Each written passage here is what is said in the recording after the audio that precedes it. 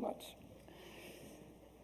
Okay, should we get started? It's 30, I'm German, on time. Okay, thanks everybody for joining. My name is Heike Ritter. I'm the product manager for Windows Defender ATP. And in today's session, I'm going to talk about the Windows 10 defense stack, how breaches occur, what Windows Defender ATP is and does, and how it can detect attacks. We will go into a demo. I will show you all the tools and capabilities that the portal gives a security operator to actually investigate and contain a breach. And then in the end, of course, what's required, like how does the onboarding to the service work and all of this. So the Windows 10 defense stack, I think if we think about Windows 10, it's the most secure platform that we as Microsoft ever shipped. So we invested so much in our security technologies, and we added a lot. We added them in a different way this time, like the entire architecture was redesigned. We have a lot of virtual-based security now implemented. Device protection, very important, of course, so you can use Device Guard, for instance, to protect, to not allow any applications to run that are not trusted, for instance. You can set security policies. We have device control. We then move forward to identity protection. We have Windows Hello, which helps users with struggling with passwords and identities. Device credential guard, which is then again the virtual-based security, so where we put your credentials in a secure store separated from the operating system. Information protection, Windows information protection to separate private data from business data, and in case someone leaves the company, you can just erase the data. And also it prevents actually a leak of information for users that actually are good users and they don't want to do anything bad, but they're just super excited about some new numbers, but they shouldn't share them. So this is what Windows information protection helps you with. Conditional access, some people put it also in post-breach. It will help you to configure rules that based on specific criteria, a device cannot access your your network. For instance, if the latest signatures of your AV solutions are not on this client, or if some other policies are not configured properly. And then we have threat resistance. So again, we have Windows Defender Application Guard. I will talk about, no, in my next session I will talk about this one. Windows Defender Antivirus, which is our built-in AV solution. I will also talk about this in the next session. App Locker, Device Guard, Smart Screen, all of those components will help you to hopefully not get attacked and not be affected by a breach.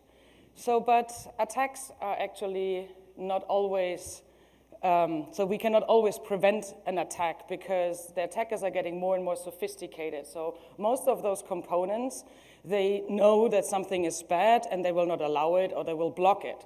So, but malware, if you can see in this number, is in most of the cases not even involved. So they're trying, of course, to find some other methods to get onto your system.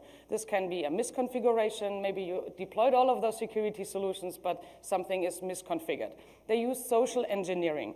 They look at your LinkedIn profile, they find a friend, and then maybe they breach the friend first, and then they send an email from this friend's email to you, and you're like, yeah, you click on the link, and then an exploit, a vulnerability gets exploited. So they find 0 days, weak defenses, as I said, and social engineering. So Microsoft security posture is we have protection in the system. We will then, of course, detect, hopefully, what tries to be undetected, and then also give you all the tools and techniques to respond to a breach. So Windows Defender ATP is a new service that we added with Windows 10 Anniversary Update in August last year.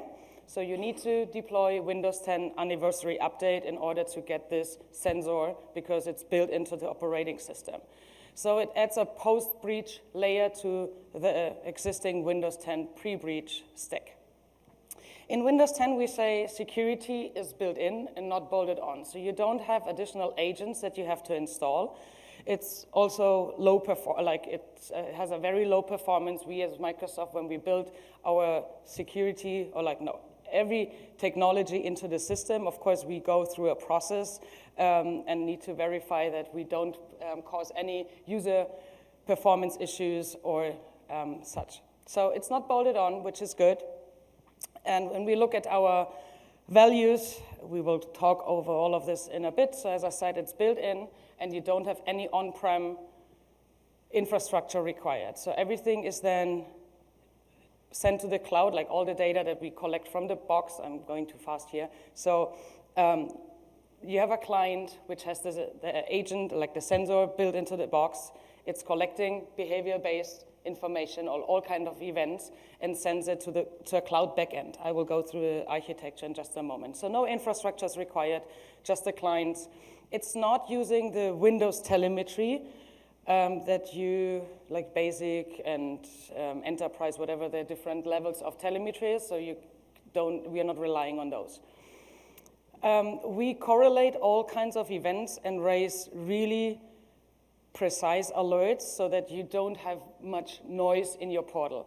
Because, of course, you can collect all kinds of information and you can get them all in a nice single dashboard, but then where to look first? So all our data is vetted and correlated through our machine learning algorithm, but also we have expert human hunters that are looking at new threats that are coming up and all the data that is, what is suspicious and what is not, what is valuable to raise an alert and what not.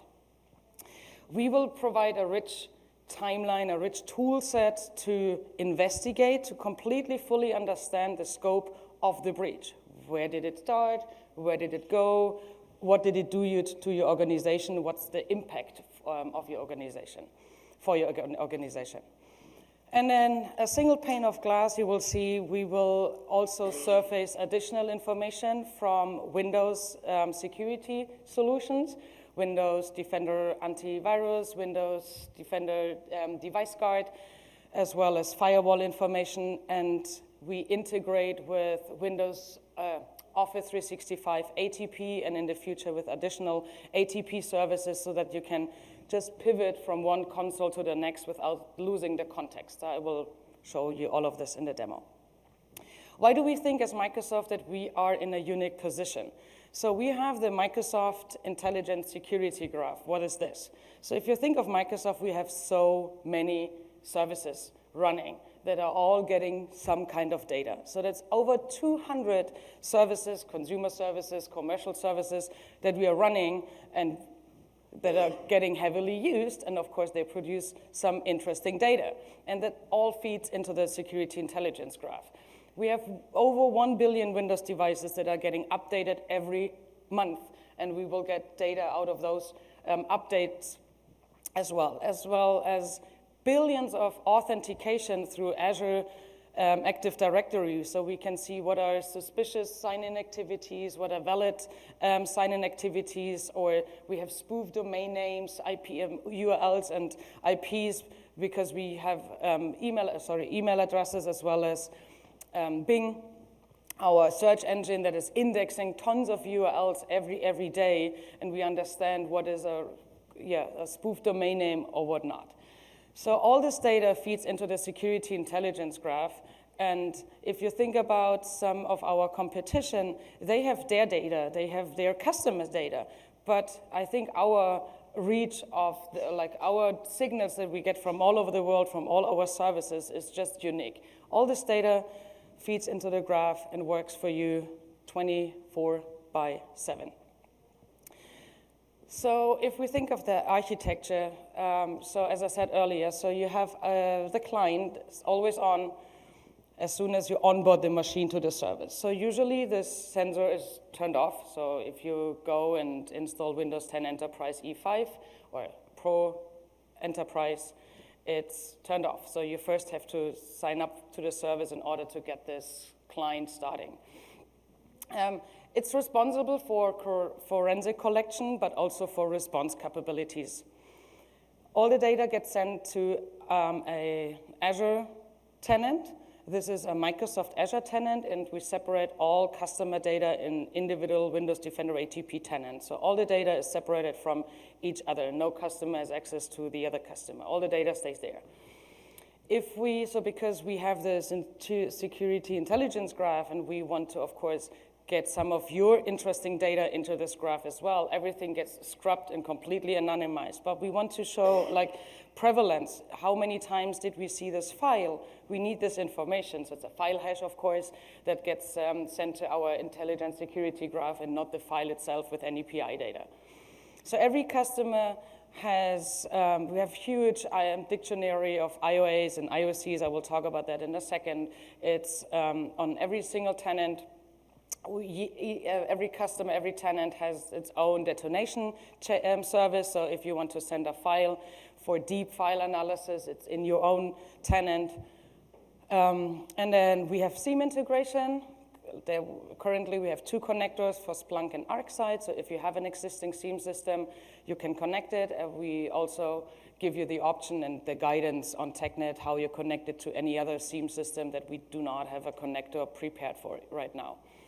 And then we will have services like Microsoft Consultant Services, Cyber, that if you need some help with an incident, you can reach out to them. You can also reach out to our hunters and get some help in case you need, you got attacked and a breach. So let's talk a little bit about our detection capabilities. So alerts that we use in our portal are based on 2 terms, if you will. So one is IOCs and the other one is IOAs. So IOCs is really what we know about something. So we can say, okay, this IP address belongs to this activity group. This is a known fact. At Microsoft, we name our adversaries that we know after the periodic system, so they all have element names. And if you want to read about some of the activity groups that we track, you can go on our MMPC, the Microsoft Malware Protection Center, and we publish blogs with all the threat intel that we know about this actor. I will show a little bit later. So what others, like file hashes, file names, everything that we know, we put in, we have in this, we have an IOC for. So this is, for instance, one of the activity groups, Strontium, and we know it's, sorry, I can't really read anything on this slide. So you can see there's like a bunch of indicators that we know belong to this specific activity group here. So files that have been used in their attacks, command and control server that belong to this activity group. So, and the next one is an IOC, an IOA. So this is something where we work our behavior-based detection. So we see that a certain pattern is just suspicious and not normal. So for instance, a PowerShell command that runs as hidden with like some encrypted stuff in there. Or you can, oops, not there. Or someone tries to add something in your ASAP registry, so to gain persistence. So there are some suspicious activities, but we cannot associate them to any group. We can just say, oh, something really weird is happening on your box. So those dictionaries, they get updated every time we find something new, every time we add a new pattern or something like this, and then we apply them again back on your data. Even if it, like all the data that we have from you on your tenant, you can decide how long you want to store them. We will go back in time and check if maybe an attacker was there a week before, but we didn't know today, like the week before about this specific IOC. So, and then we will raise the alert and tell you, oops, last week looks like there was something suspicious going on your network, but we only learned today that this is not normal. So, but attackers, they evolve. So before, or like today, things happened on the box, like disk, I am reading from on the disk, like file-based user mode malware, persistence through through registry keys. But they're evolving. So what we can see is that they start moving somewhere else and trying to hide from what we are able to detect or what we were able to detect in the past.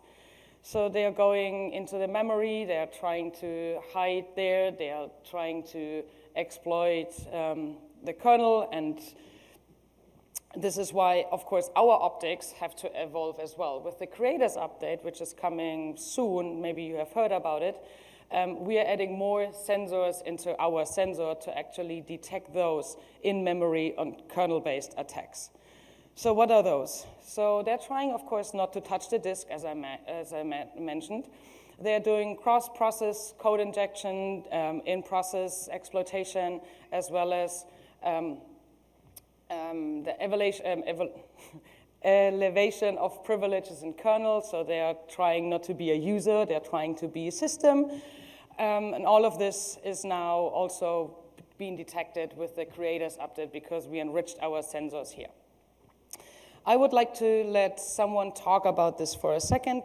This video is actually, it's a longer video, but I split it into two halves because the first part is about our new detection capabilities, and the second part is then when it comes to response capabilities. So sorry if it just ends in the middle. We will look at the next video later.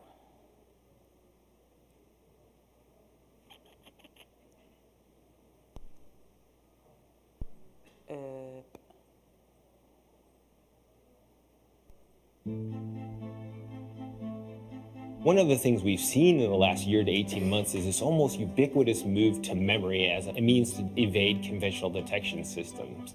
And so one of our top priorities coming into this new version of ATP was to look at the memory problem from a very unique perspective, pull in our partners from other operating system teams who own the memory manager and sit down together to solve this issue by building a revolutionary sensor that we think could cover the wide spectrum of memory-based threats. The second thing that we've done is we've noticed the increased trend and the ability for attackers to develop kernel exploits to sort of evade conventional anti-malware systems which don't have the required visibility into the kernel. In the creators update, we've been able to introduce more signals from the Windows kernel that's sent to our cloud that allows us to detect new kernel attacks. And we've also introduced the ability to have visibility into cross-process code injection. That's a very popular technique used by nation states and cyber attackers alike.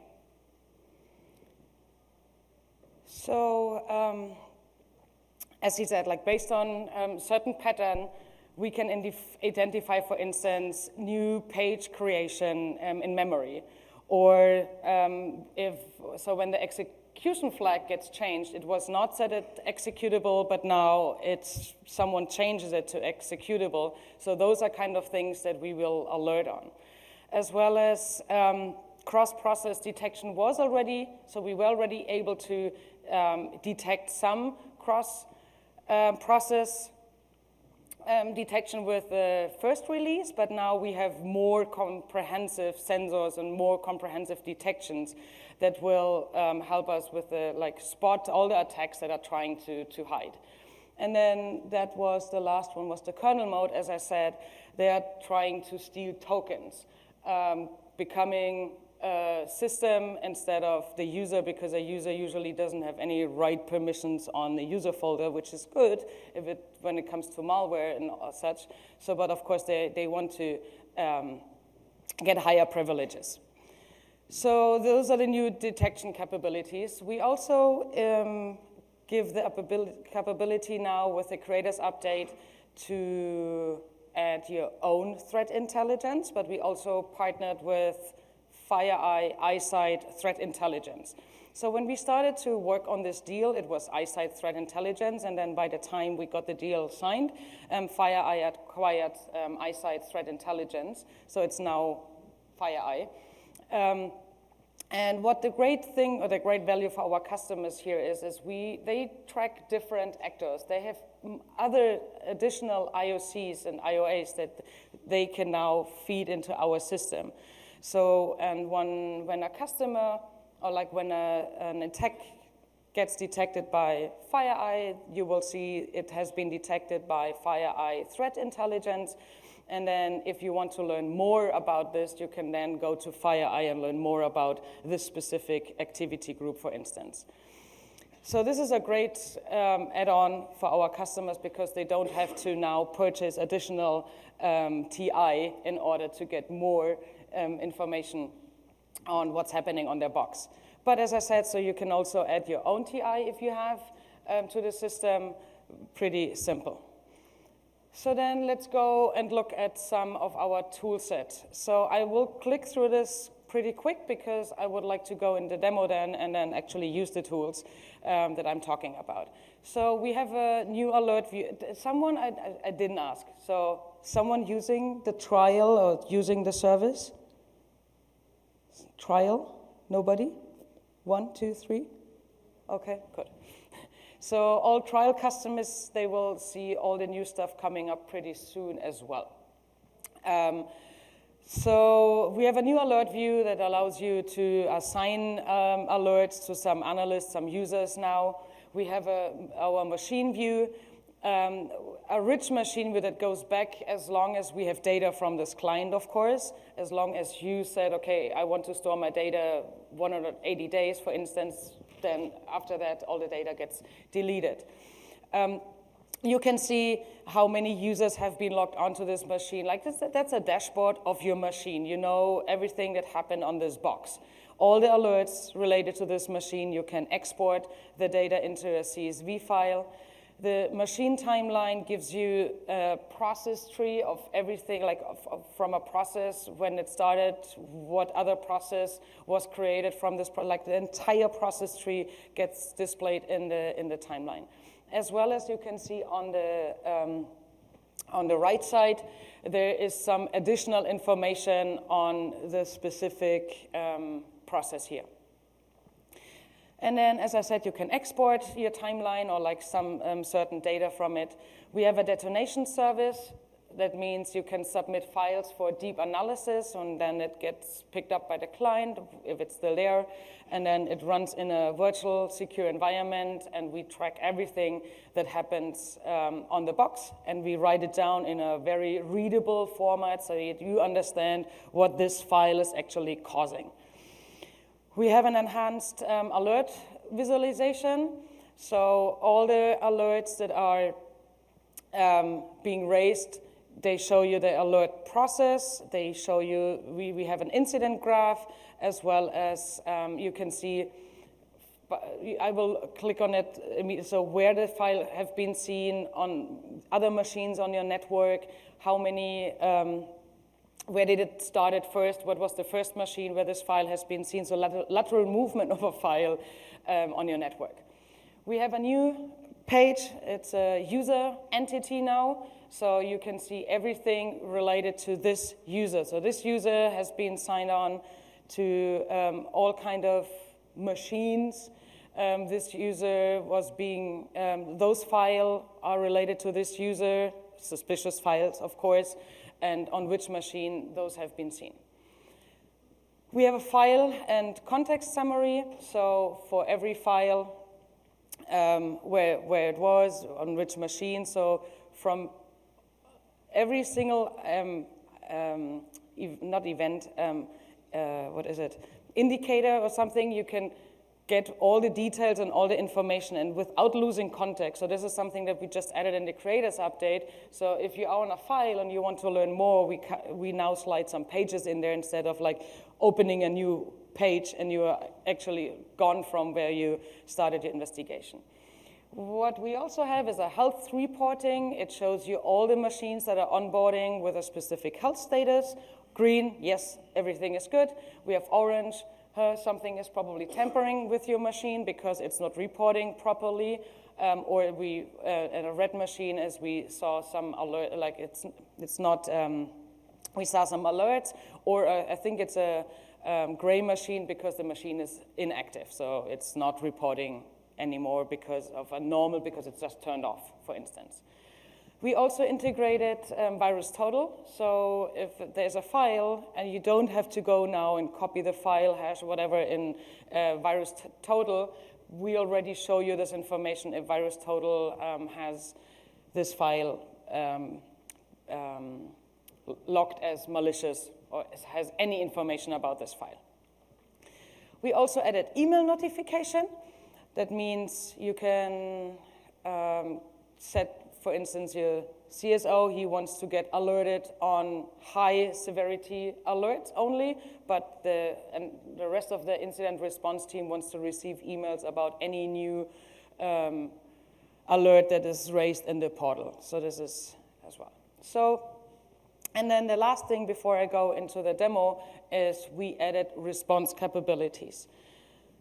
Responding to a breach, I think, is, so when we started working on this product, we talked a lot with our early preview customers, and some of them, they don't want anything automated. They usually want to then go after and see what happens, because if you just, for instance, block something or shut something down, the bad guys know that you found them, and they might want to then try to find another way in, and then you have to find them again. So I think it's very difficult to make a decision if you want to block something automatically, if you want to first go after and understand what that means to your organization that this is happening on this box right now.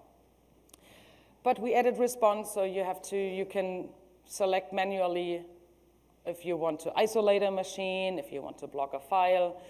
And our own Microsoft IT or security team is heavily using Windows Defender ATP, is our best customer.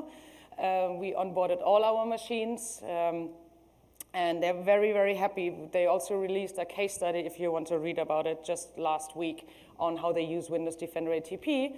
And this is director of our research incident response team, Dan, and he talks the second half of the video.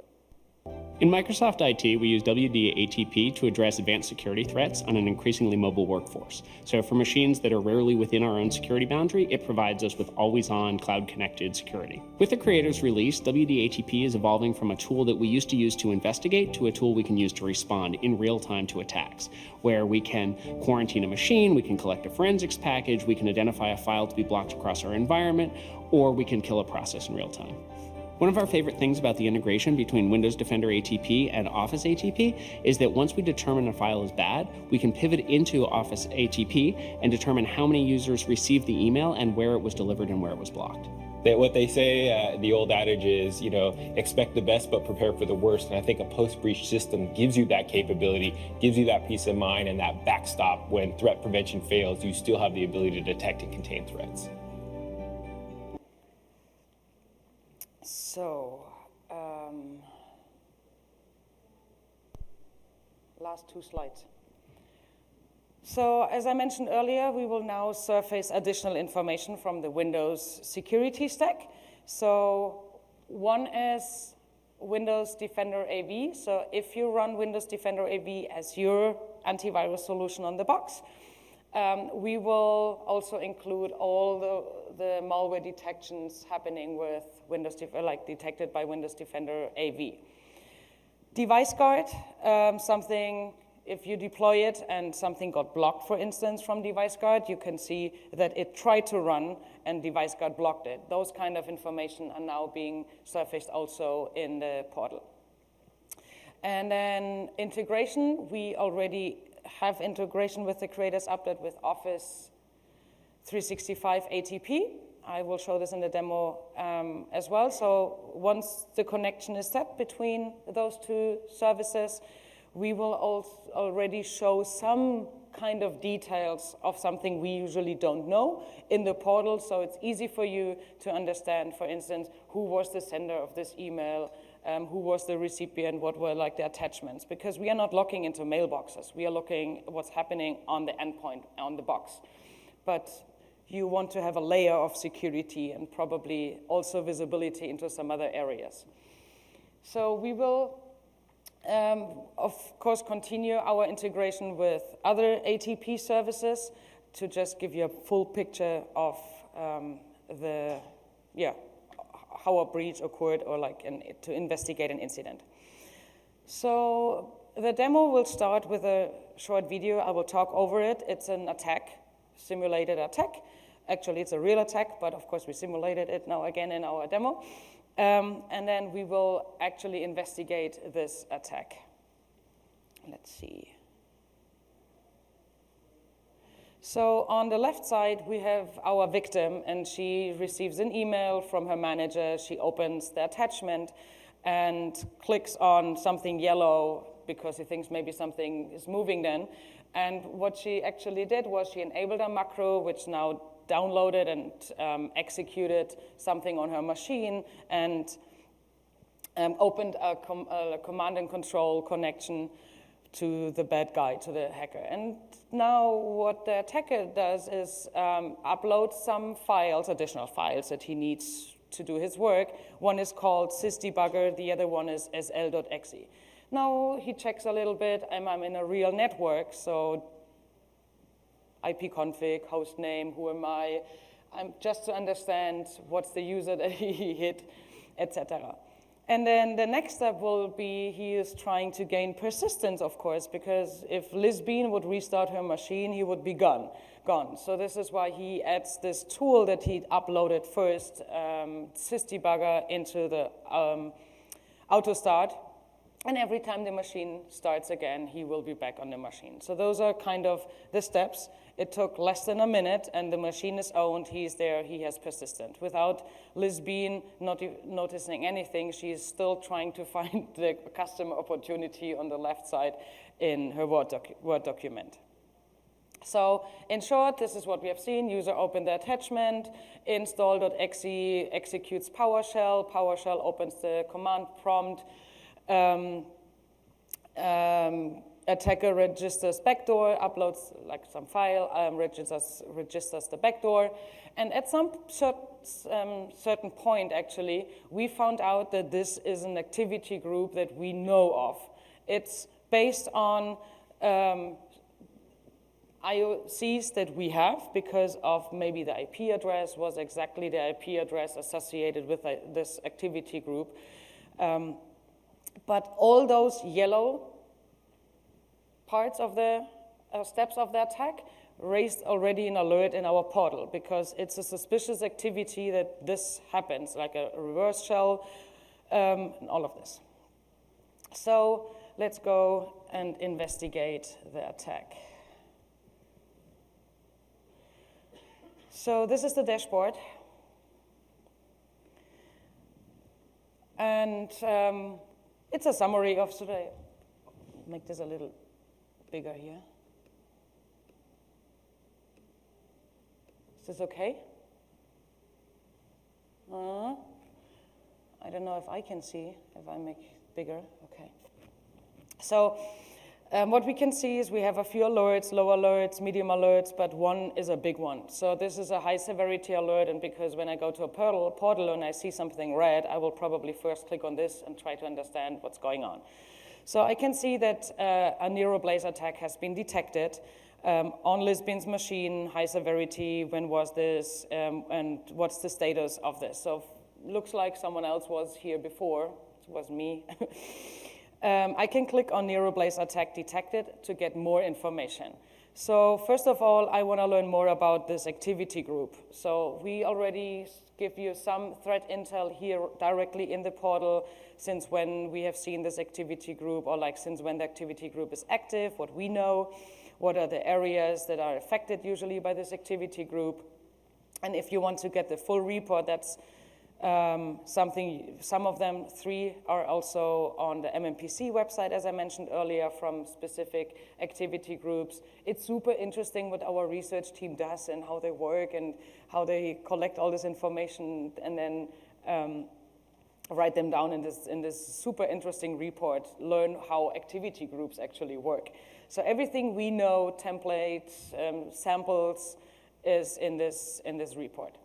So when we go back, I can see this incident graph, which is also kind of known as scope of breach. So I can see that everything started at Liz Bean's machine, and those 4 files have been identified being part of this attack.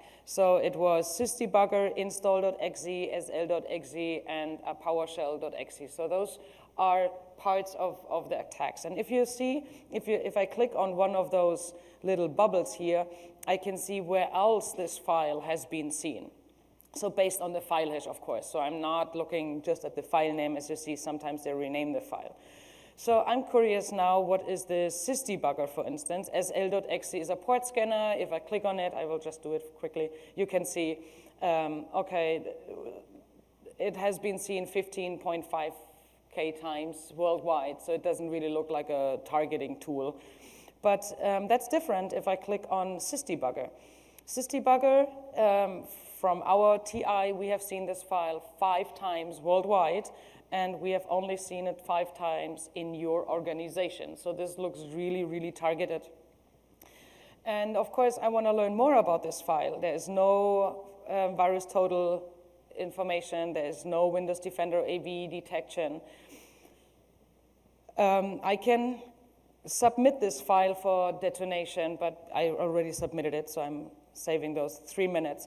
So what this usually would do now, if I click on submit, it will trigger the client to send the file. So we are not sending anything without you asking for us doing something. So it's you who want to submit a PE file. If the file is gone from the client because now you deleted it before, we can of course not get it from the machine. If we submitted this file once, or like someone submitted it to our detonation chamber, we will afterwards completely remove any PI information and put it in our sample store. So for instance, as sl.exe, you don't have to submit it. We got the file already a few times. We can tell you immediately the full report of what this file is doing because we have it.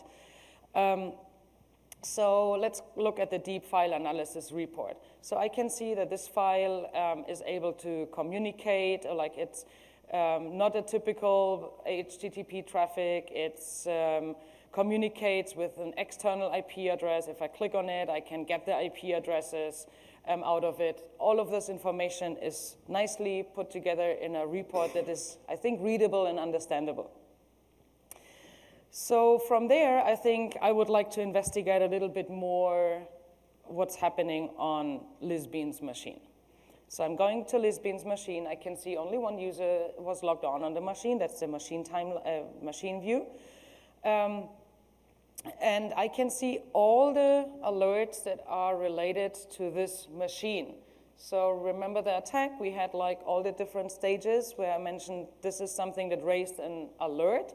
Those are all the alerts. And they're all put together, like correlated, so that you understand what happened. Of course, the correlated alerts, they have hundreds of events underneath that are being correlated to then raise this alert. So I'm starting here. So I go and look at Office, dropped and executed a PE file. So, and what I can see first is down at the timeline that I get now moved back to when this actually happened, and I can see all the different events, and this little icon here means it's an alert. This is a correlation of all those behaviors here. So Outlook saved an attachment to disk. If I open it, this is the entire process tree of how this happened. So Outlook.exe started another process, started another process, and this then dropped something on the box. I can see where it got dropped, in which folder, and this is information that we get from Office 365 ATP because we don't have insight, but I can see, okay, the topic, the subject of this email was a new customer opportunity. It was sent by Brian Eagle, her manager. When was it received, and what?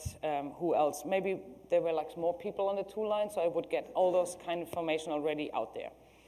So now I'm curious. I want to see a little bit more. That's what Dan also mentioned. So I can click on more details on this email, and it will bring you right there in Office 365 ATP to this page where Office 365 ATP tells you everything that this service knows about this email.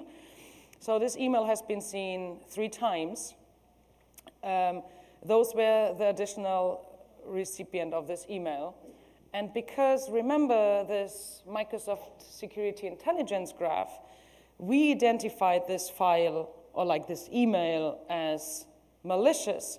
We feeded this information back to the Security Intelligence Graph, and Office 365 gets this information out of this graph again and can now react on it. And what it does is it's actually blocking now other users from accessing this email. So of course, Office 365 ATP will probably already block 99.9% of all kind of attack emails, attachments, URLs, and all of this. But there's still a 0.01% of the ability to something going through and hitting your box. And this is when another service comes in. So we are exchanging our signals, our TI, and this is actually pretty cool. So let's go back to, so from here, I think I can see that Yolanda and Roger both were targeted. So the email got blocked, but still someone tried to hit their box. So I want to see what happened maybe on Roger Andre's box. So I click on it, and I get now back redirected to the Windows Defender ATP portal to Roger's machine to do some further investigations. And what I want to know here is, for instance, I can see that Lisbeen was actually on his box. So why is Lisbeen signed on, or any process was under her user credentials? So this is suspicious. So I can click on Lisbeen to get some more information out of Lisbeen. So from our optics, from our sensors, we can see that Lisbeen has been seen on a few other machines that are maybe, I don't know if they are normal for her to use or not, but who knows this? Let me see. Go back here. Is advanced threat analytics. So that's another integration we are currently working on. So it's not there yet, but it's coming. ATA, anyone knows what ATA is? A few. So advanced threat analytics is an on-prem solution. It's tracking all traffic that goes to your domain controller, device registration, DNS queries, user sign-in activities, all of this, and it learns. So it knows after a while, I think it's a few hours, a few days, what is normal for a user and what not. So ATA would know if Lisbeen is regularly using Roger's machine or not, because it's in the history. So, and what we can understand from ATA is that it's already a high-risk user here, flagged, because a remote execution attempt was detected on the domain controller. We can see further down that she was been using 5 abnormal computers, and from there can again dig deeper again. So, but I think the integration, seeing that all the services are working together, exchanging the signals, but also making it easy to do the entire investigation, is something very helpful for a security operator. So, okay, from there I would now go, for instance, go to the next alert, and this was the suspicious PowerShell. The suspicious PowerShell command was found in the machine, and if I click on it, I get all the details. So I know it explains to you in the alert that, okay, it ran as hidden. It used some properties that are usually not being used in this way. They're like lazy programming some stuff instead of like writing out the entire properties or like commands. So we have a description for you why this is suspicious. We give you the full context, the full details about the PowerShell script. I mean, it's encrypted, so we don't have the entire context here, content. Good, so and then from there you go, of course, next, until you understood what that probably means for your organization what you should do. So what you would do maybe now is, I want to disconnect her from the network because it looks like they're always trying to move around from her machine. I mean, there are different options. You can now disable her account, or you can ask for additional authentication, like multi-factor authentication. From a Windows Defender ATP standpoint, we are looking at the box, so you might want to now isolate the machine. Isolate the machine, so unfortunately, because this is a demo tenant that many people use, and if I would now isolate the machine, the next person can't demo. So this is why this is grayed out. So if I click on this, it shows you a drop-down. And the drop-down gives you the option to isolate the machine or to collect a forensic package. So I will first disconnect it, isolate it. What this does is it turns on, if it's not your default firewall, it will turn on the Windows host firewall and just set the rules that only the connection back to Windows Defender ATP is allowed. Every other traffic is just blocked. And from there, you will then go and collect an additional forensic package that you can investigate on your own. So the forensic package will collect all kind of information of processes that were running in this moment, DNS entrance, like all kind of information that are useful for you to understand what was happening right now at this moment on the box. So this is one thing. Let me see. I think I actually do have a short.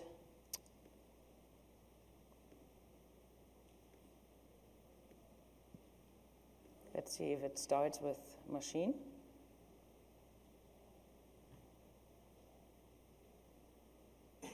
I'm always going to the, yeah.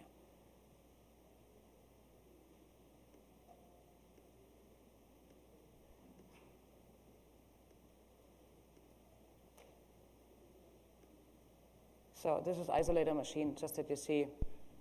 You click on action, isolate the machine, you can give a reason. The user will get a prompt, by the way, like, hey, your administrator identified this machine as blah, blah, and it will now be disconnected from the network. And then forensic package collection. You click on it, say, collect it. And then, of course, you have to wait a little bit for the client to get the command to collect all of these packages up. And once it's available, you can download it, and then it's a zip file that you can extract. What file format is it? It's not a zip file. Is it in a specific forensic package? Like typically forensic packages use EO1 or LO1. EO1 is usually a physical disk image, or LO1 is a logical disk image. So we don't have full disk images. No. So all. Yeah, it's just like all individual files. Like if we look at the DNS cache, this is a specific, like a dedicated file, but we are not, because it's too much. It's too big to actually collecting this information right now. But we are collecting feedback from customers if they would be up for it, because you have to send it to the cloud, and then you have to download it back to your on-prem network. So it's not what our customers want to do right now. So, and then on the file level, so we looked at the machine, we isolated the machine, we can collect a forensic package, and now the next thing is maybe on a file level. So we have seen this, what was it called? sysdebugger.exe. Oh, you don't see anything. I see it.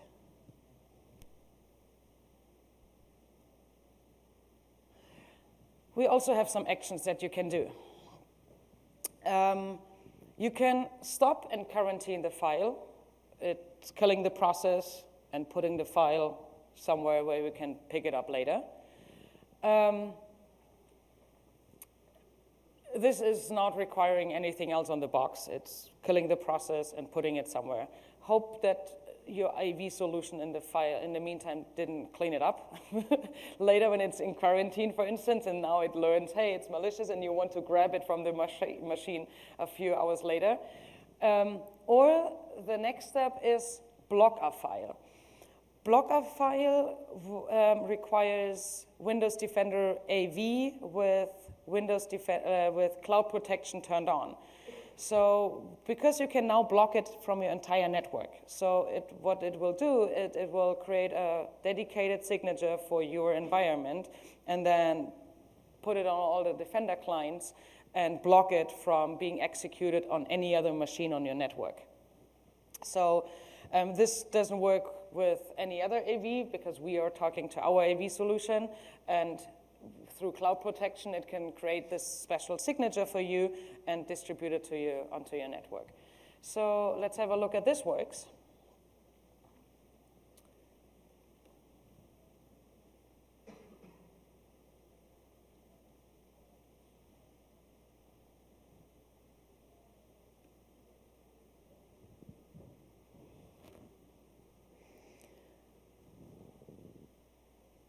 So of course you click on the file, and then on action, stop and quarantine. And so now you can see the file machine view.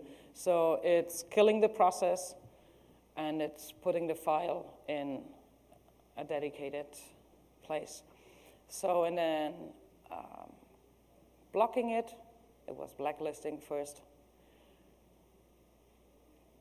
And another user will try to open it, and it won't be able to perform any further action here.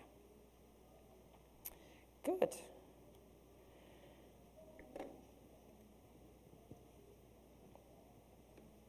So now let's go to a few settings here. So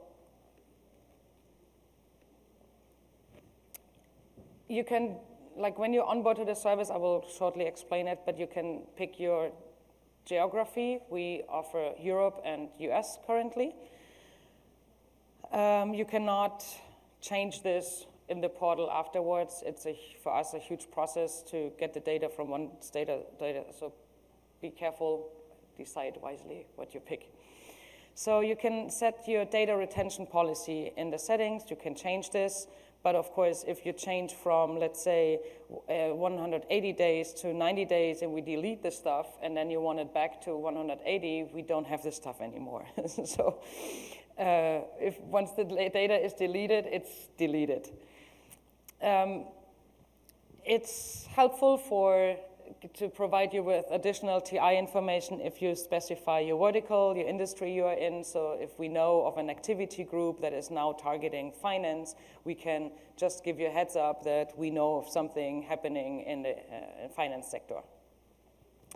So, and then email notification, as I mentioned, super easy setup, turn it on, configure the email addresses, level of security, yeah. Back to the general preferences, if we've got locations in the United States and Europe, but that European data has to stay in Europe, how would you recommend we overcome that? Because we don't want to ship all of our US data to Europe. So do we have to have two instances of this running? Currently, yes. Yeah, that's a good feedback. I will take this with me. So right now, you have one data center for everything.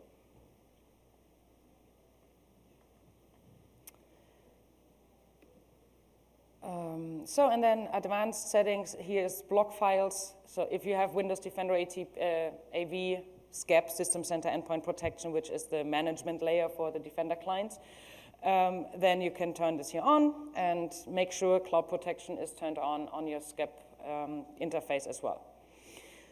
So let's go back and see what you need and how everything works together.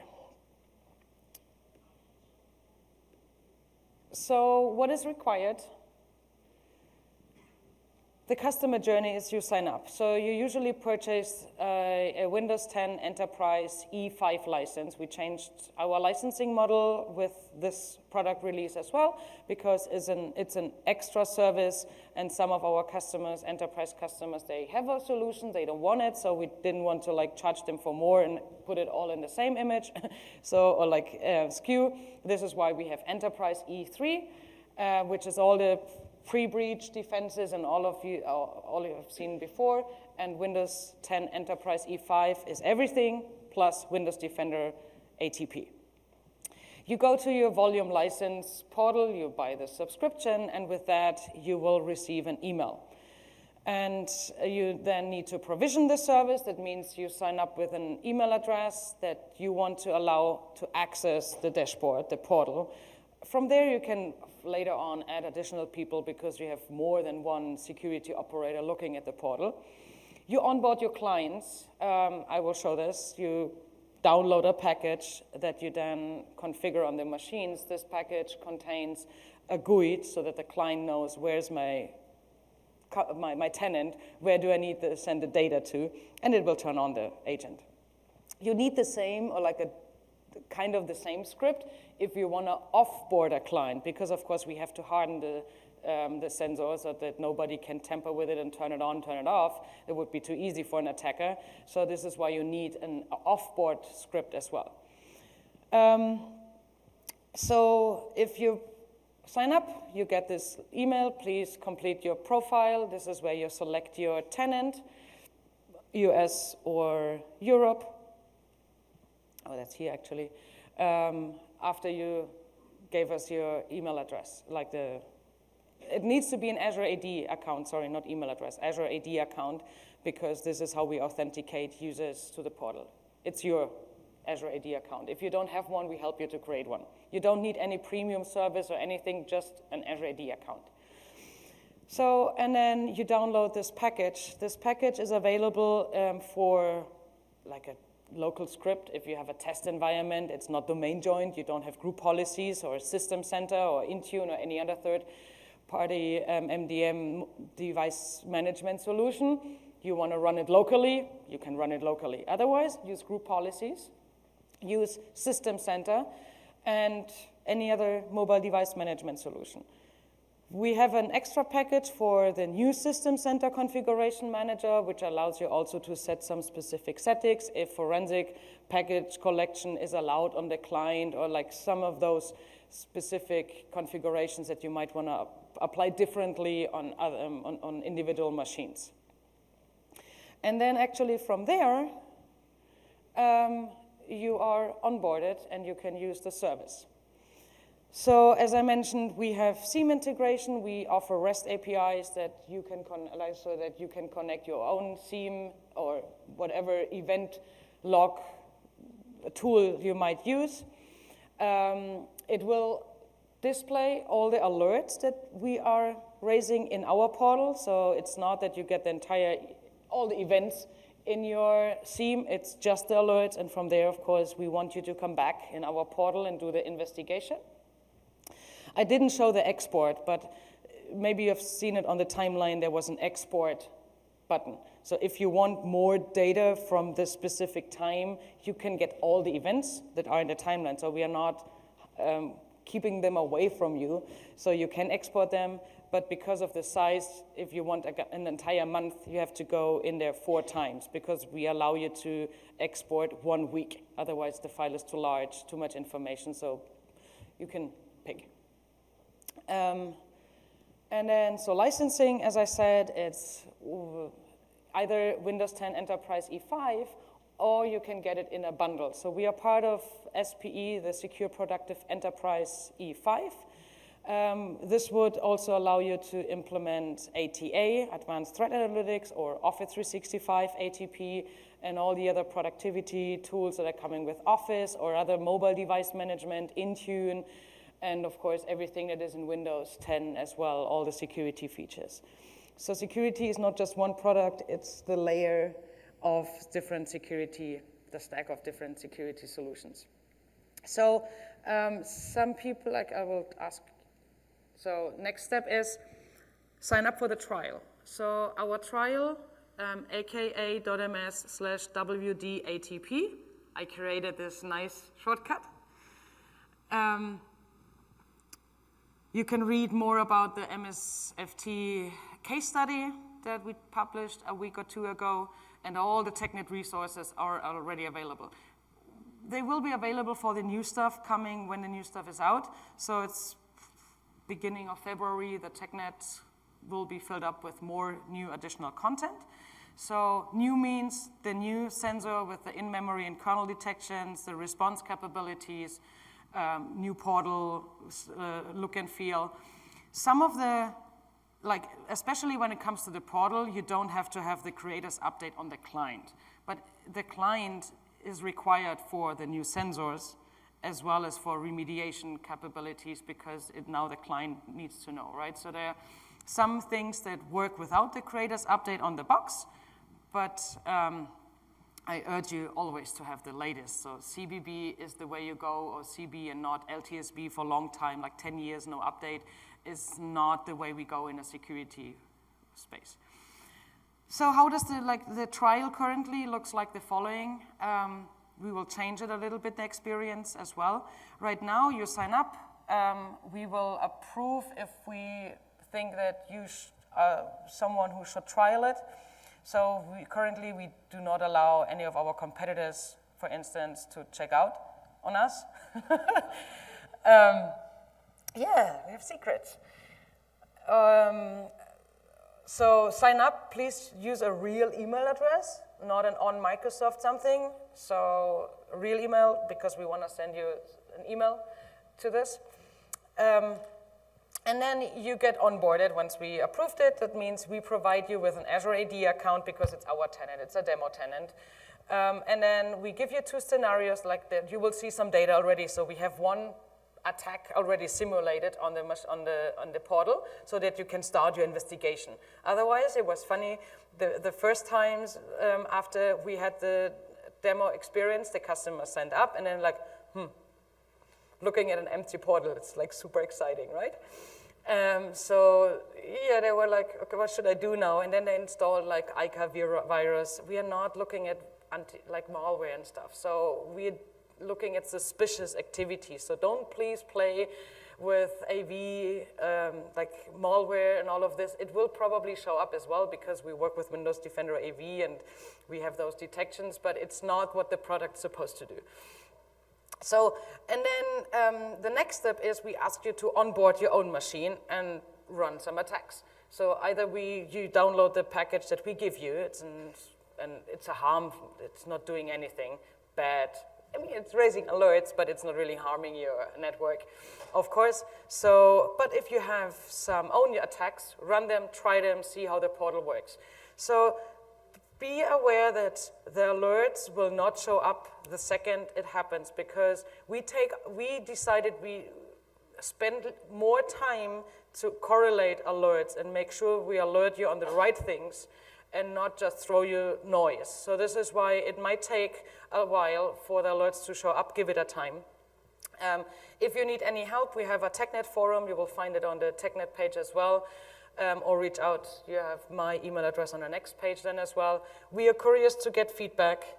So either use in the portal feedback options or send feedback to me. So because we are listening to our customers or our interested customers to improve the service in a way that they might want to use it or might need it. So with that, I'm done for today. Thanks for attending, and I think we have some time for Q&A if someone has some questions. You had the choice of deployment. Can you use multiple deployment choices? I usually like to do that. Yeah. Sometimes a single. So it's actually the same file, just in a different format than for you, but it's really just the kind of a GUI that needs to be put on the client, that the client knows where should I send my stuff to. You can. Sorry, I need to, like, this is. And as part of security, does the tool provide any sort of reporting on patches that are in place or that are necessary? What do you mean by recordings? No. So, I mean, you can export the data that is in the portal. You have the dashboard that gives you a general overview, but like a report, you want to say what happened the last 3 weeks, and then. Not so much a report, but I'm talking about patch management. Will this tool do anything with patch management? No. This is System Center, Config Man. Yeah, so we are not looking at the patch systems, non-patch systems, stuff like this.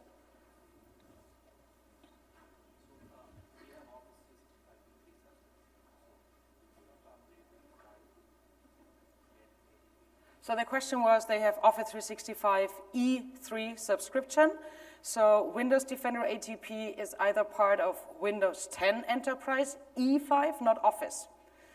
Or you go and purchase the entire suite, which is SPE E5, and you have to upgrade.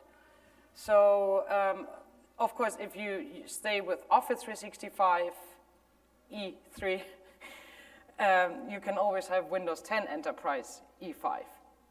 But then you don't have Office ATP, because this is only available in Office E5. If you have Windows 10 Enterprise E3, there is a step up to E5 as well. So,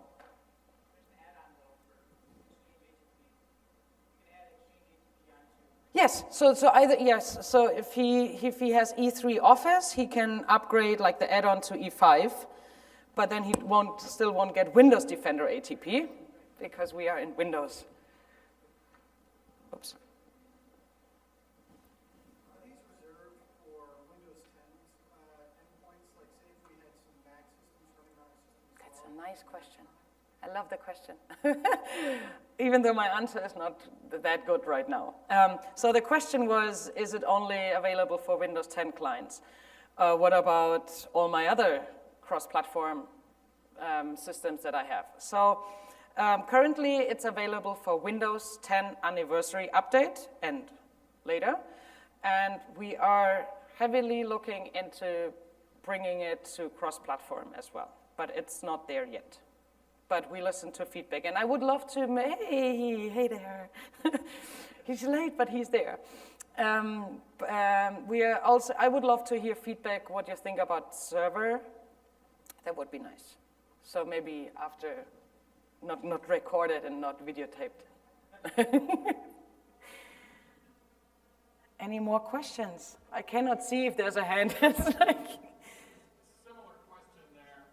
Is there any specific or any gotchas to watch out for with a mixed environment of E3 and E5 clients? I don't think I got this question.